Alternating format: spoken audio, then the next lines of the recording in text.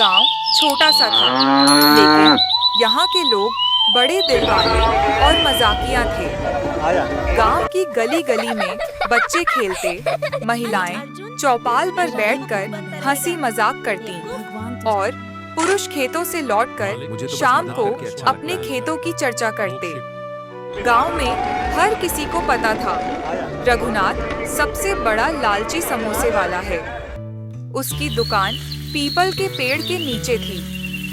सुबह होते ही वहां धुआं उठता और समोसे की खुशबू पूरे गांव में फैल जाती। रघुनाथ के समोसे बाहर से कुरकुरे और अंदर से मसालेदार लगते, लेकिन असल में आलू आधा और तेल महीनों पुराना होता। वह हमेशा अपने ग्राहकों को खुश दिखता, लेकिन असल में हर मोड़ पर लालच की चालें चलता। गांव वाले कहते, समोसे का स्वाद अच्छा है, पर रघुनाथ की नीयत खराब है। रघुनाथ का लालच कई रूपों में नजर आता था। वह पुराना तेल इस्तेमाल करता ताकि खर्च कम हो। समोसे का आकार बड़ा दिखता, लेकिन अंदर सिर्फ आधा आलू। हरी चटनी में पुदीना कम, पालक ज्यादा। हर हफ्ते थोड़े थोड़े पैसे बढ़ाता।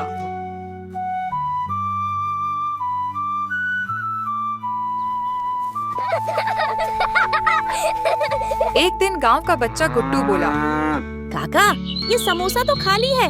अरे बेटा, हल्का फुल्का खाने का मजा भी अलग होता है। खाओ और उठ जाओ। सभी बच्चे हंस पड़े और मजा लेने लगे।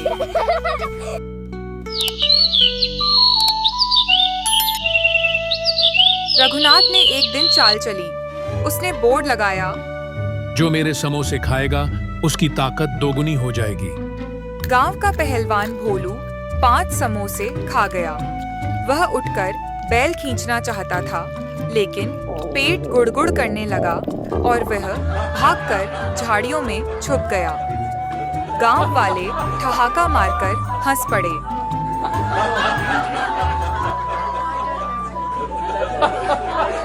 वाह रघुनाथ, तूने समोसे का जादू ही बदल दिया।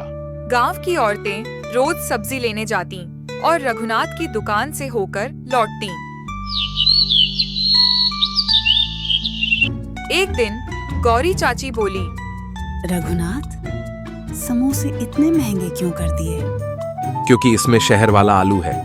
अरे मूर्ख, आलू तो हमारे खेत में उगता है। तेरे समोसे से ज्यादा तो हमारी हंसी स्वादिष्ट है।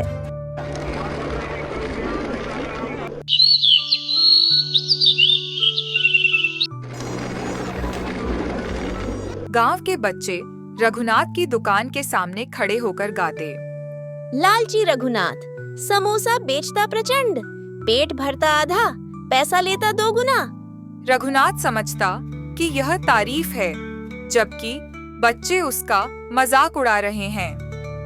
एक दिन आखिरकार गांव के लोग रघुनाथ से इतने तंग आ गए कि उन्होंने एक पंचायत बुलाने का फैसला किया। गांव के प्रतिष्ठित व्यक्ति और मुखिया राम सेठ ने सरपंच की कुर्सी संभाली। पंचायत में गांव के लगभग सभी बड़े बुजुर्ग और शिकायत करने वाले ग्राहक मौजूद थे। राम सेठ ने गंभीर आवाज में रघुनाथ को बुलाया, जो सहमा हुआ सा सबके सामने आकर खड़ा हो गया। रघुनाथ, गांव के सभी लोगों को तुमसे शिकायत है। हम सब यहाँ तुम्हारे समोसों को लेकर इकट्ठे हुए हैं। कैसी शिकायत सरपंच जी? तुम्हारे समोसे में मिलावट करने की शिकायत। आलू की जगह तुमने कभी कद्दू मिलाया है, तो कभी तेल भी ऐसा इस्तेमाल किया है, जिसकी शिकायत करना मुश्किल है। सच सच बताओ, तुम ऐसा क्यों कर रहे हो? रघुनाथ ने गहरी सांस ली और मायूसी से बोला, सरपंच जी, मेरी कोई गलती नहीं है। मैंने थोड़ी मिलावट की है। ये सब तो इस कमरतोड़ महंगाई के कारण हो रहा है। आलू, मैदा, तेल, सारी चीजें महंगी हो गई हैं। अगर मैं अच्छी गुणवत्ता वाली सामग्री का उपयोग करूंगा तो मुझे समोसे 10 रुपए की जगह 15 रुपए या 20 रुपए में बेचने पड़ेंगे। गांव वाले इतने दाम पर समोसा खरीदेंगे नहीं, और अगर मैं सस्ते में बेचूंगा तो मैं पैसे कैसे कमाऊंगा? मेरे घर का खर्च कैसे चलेगा? रघुनाथ की बात सुनकर पंचायत में थोड़ी देर के लिए शांति छा गई। उसकी समस्या भी वाजिब थी। राम सेठ ने कुछ देर सोचा और फिर बोले, रघुनाथ, तुम्हारी परेशानी हम समझते हैं, लेकिन लोगों के स्वास्थ्य और विश्वास के साथ खिलवाड़ करना सही नहीं है। तुम ईमानदारी से काम करो। तुम अपने समोसे की कीमत थोड़ी बढ़ा दो, लेकिन गुणवत्ता से समझौता मत करो। हम गांव वाले तुम्हारी मेहनत समझते हैं, और अगर तुम हमें शुद्ध और स्वादिष्ट समोसा दोगे तो हम जरूर तुम्हें उचित दाम देंगे। हमें कम पैसे में खराब चीज नहीं, बल्कि थोड़े ज्यादा पैसे में अच्छी चीज चाहिए। गांव वालों ने भी राम सेठ की बात का समर्थन किया। रघुनाथ को अपनी गलती का एहसास हुआ। उसने वादा किया कि वह अब कभी मिलावट नहीं करेगा और अपने समोसों की गुणवत्ता पहले जैसी ही रखेगा। उस दिन के बाद रघुनाथ ने कीमत में थोड़ी वृद्धि की, लेकिन उसके समोसे का पुराना स्वाद लौट आया और गांव वालों का विश्वास भी। आपको हमारी कहानी पसंद आई हो तो कृपया हमारे चैनल को सब्सक्राइब करें। आपके सहयोग से हमें और भी अच्छी कहानियां बनाने की प्रेरणा मिलेगी। पूरी कहानी देखने के लिए आपका बहुत बहुत धन्यवाद।